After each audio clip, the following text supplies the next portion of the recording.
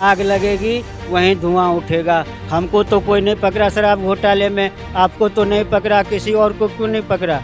उनको ही क्यों पकड़ रहा है? चुनाव में मोदी बीजेपी हार रही, इसको हताश होकर के कुछ नहीं हार रही है, 350 सीट जीत रही है बीजेपी। अच्छा, इतने दिन तक शीला दीक्षित रही ना, कभी तो अलजी से टकराव नहीं हुआ ना, तो इनको ही क्यों हो रहा है सबसे? मतलब तो यही है, भारत की जो जितनी राजपाट है ना, सब केजरीवाल जी को दे दिया जाए, बस खिस्सा खत्म। जैसे जैसे लोकसभा चुनाव नजदीक आते जा रहे हैं, वैसे वैसे ईडी के द्वारा छापेमारी तेज होती जा रही है।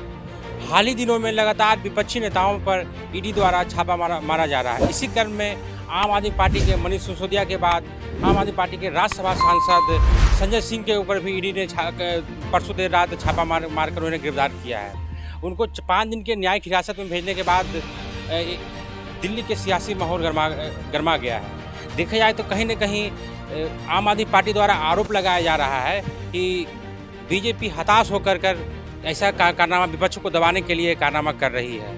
आइए हम जानते हैं इनसे कि इनका इसके ऊपर क्या राय है। इस तरह से ईडी द्वारा शराब घोटाले में संजय सिंह को गिरफ्तार किया गया है।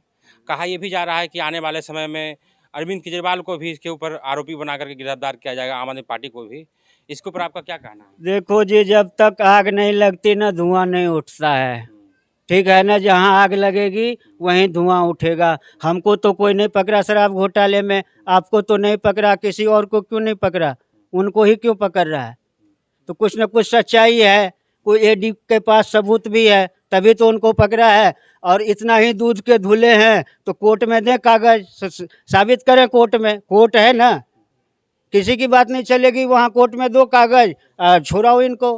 अरविंद केजरीवाल द्वारा कहा जा रहा है कि एक भी सबूत, एक भी पैसा कहीं भी छापे मारने के बाद से होता है, वो तो सारे एक ही रट लगा रखे हैं, कुछ नहीं मिला, कुछ नहीं मिला, कुछ नहीं मिला, सब एक ही। उनका जितनी मंडली है ना, वो आतिशी से लेके और फलाना ढिमका सौरभ जी हैं, एक सब एक ही रट लगा रखे हैं, कुछ नहीं मिला, 5 पैसे नहीं मिला, 2 पैसे नहीं मिला। अरे भाई, नहीं मिला तो ये अदालत को बताओ ना, अदालत को बताओ, ऐसे बताने से कुछ फायदा नहीं है। अदालत, अगर दूध के धुले हैं तो अदालत को बताओ। तो कहा जा रहा है कि 2024 के चुनाव में मोदी बीजेपी हार रही, इसको हताश होकर के कुछ नहीं हार रही है, 350 सीट जीत रही है बीजेपी। पिछले बार वो 14 में 282 जीती थी, ठीक है, और उसमें 303, इस बार 24 में 3.5 हमारा टारगेट है, जीतेंगे ही जीतेंगे, ठीक है ना? अरविंद केजरीवाल द्वारा कहा जा रहा है कि बार बार हमारे नेताओं को परेशान किया जा रहा है, ना काम करते हैं, कि ना मोदी जी काम करते हैं, ना हमें काम करने देते हैं। अच्छा, इतने दिन तक शीला दीक्षित रही ना, कभी तो अलजी से टकराव नहीं हुआ ना, तो इनको ही क्यों हो रहा है सबसे प्रॉब्लम? नजीब जंग से हुआ, उसके बाद वो कौन से आए थे, गंजू एक बीच में आए थे, कौन से, उनसे भी हुआ। अभी जो वर्तमान में है सक्सेना साहब, इनसे भी हो रहा है। तो इसका मतलब तो यही है, भारत की जो जितनी राजपाट है ना, सब केजरीवाल जी को दे दिया जाए, बस खिस्सा खत्म, कोई लड़ने वाला नहीं, कुछ नहीं। मेरा तो यही मानना है। कह रहे हैं कि ये केंद्र सरकार तानाशाही कर रही है। तानाशाही कहाँ कर रही है? अगर तानाशाही करती तो इतने खुलेआम मोदी जी को गाली देते लोग। हमारे भारत को, प्रधानमंत्री को सरेआम लोग गाली देते हैं ना। अगर तानाशाही होता तो मोदी उसको अंदर नहीं करता। ये सब देख रहे हो ना, सब दुनिया देख रही है, पूरा देश देख रहा है, कहने से कुछ नहीं होता। तानाशाही कहाँ है? तो ये भी कहा जा रहा है कि मोदी जो है वो आम आदमी पार्टी कह रही है कि हम कट्टर ईमानदार पार्टी है। तो आपको क्या लगता है, आम आदमी पार्टी वास्तव में कट्टर ईमानदार? कहीं ईमानदार नहीं है, कोई ईमानदार नहीं है। केजरीवाल जी तो कह रहे थे हम घर ही नहीं लूंगा, सारे चीज रिकॉर्ड में है, ठीक है ना, और बंगले में भी रह रहे हैं, गाड़ी भी ले रहे हैं, नौकर चाकर, वो सारे कुछ रेनोवेशन फेनोवेशन, सारा ड्रामा देख रहा है ना सब। कहने से क्या होता है? कहने को तो सब ईमानदारी है। अभी वो तो देश को एहसान मानना चाहिए मोदी जी को, ठीक है ना, जो सेवा कर रहे हैं, अपनी माँ तक को भी नहीं रखे। स्वतंत्र भारत के इतिहास में पहली बार हुआ है जो प्रधानमंत्री आवास में एक प्रधानमंत्री रहता है। आज से पहले 70 साल में नाते रिश्तेदार फलाना ढिमका, कौन आ रहा है, कौन जा रहा है, खा रहा है, लंगर चल रहा है, ये होता था। इस सब पे केजरीवाल जी या उनकी मंडली कोई जवाब देगा?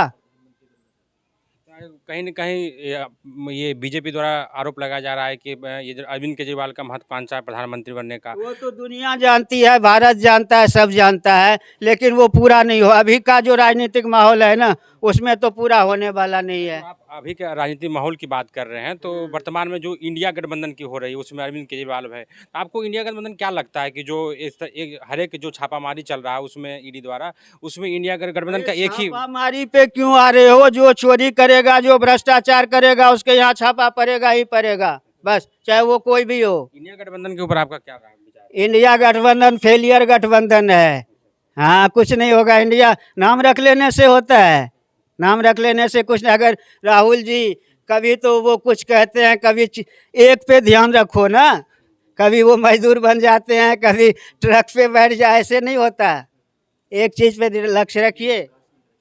दिल्ली में जिस तरह से अरविंद केजरीवाल द्वारा दावा किया जा रहा है कि हमारे राज्य में हमारे जब सरकार आई है तब से दिल्ली को काफ़ी विकास हुआ है, बिजली फ्री है, सब कुछ फ्री है। तो सच पूछिए ईमानदारी से, तो दिल्ली का विकास शीला दीक्षित करी है।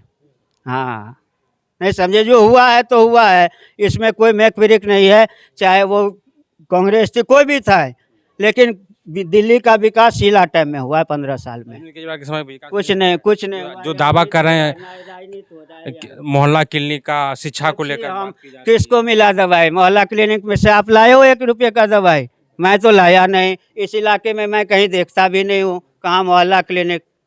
उधर होगा वो टर्मिनल साइड, तो कहने इस इलाके में ये राजापुरी इधर कहीं नहीं है। मधु विहार, द्वारका का उधर हो तो कह नहीं सकते।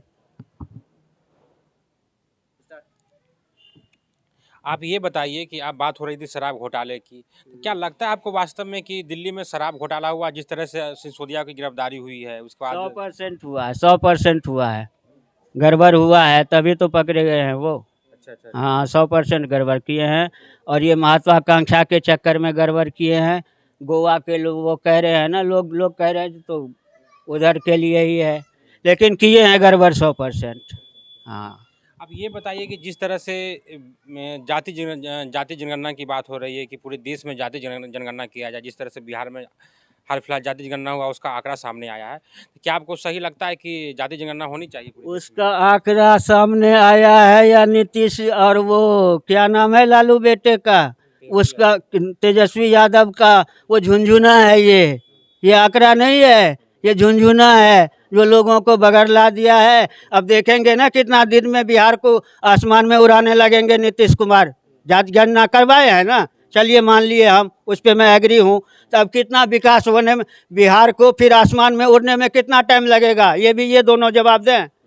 और संग में ये भी राहुल वगैरह मंडली भी, ये भी जाति जनगणना पे आजकल ज़्यादा ही कर रहे हैं। अगर जाति में ही सब है तो चलो मैं मान रहा हूँ बिहार में हो गया ना, तब बिहार को आसमान में उड़ने में कितना टाइम लगेगा? जाति से ही रुकावट था ना विकास का, तब तो वो हो गया। तब ये दोनों बताया, तुम प्रेस वाले हो ना आप, तो आप सवाल करिए इन दोनों से, हमारे तरफ से, पूरे देश के तरफ से। ये अगर हो गया जाति जनगणना, चलो हम तो उसको झुनझुना मानते हैं, वो जनगणना मानते हैं, तो ठीक है, तब बिहार को आसमान में तैरने में कितना टाइम लगेगा? इसका जवाब दें वो दोनों। आप ये बताइए कि जैसे अभी जाति जनगणना हुआ तो उसमें ये तमाम विपक्षी पार्टी द्वारा कहा जा रहा है कि जिसकी जितनी संख्या हो उसकी उतनी हिस्सेदारी होनी चाहिए।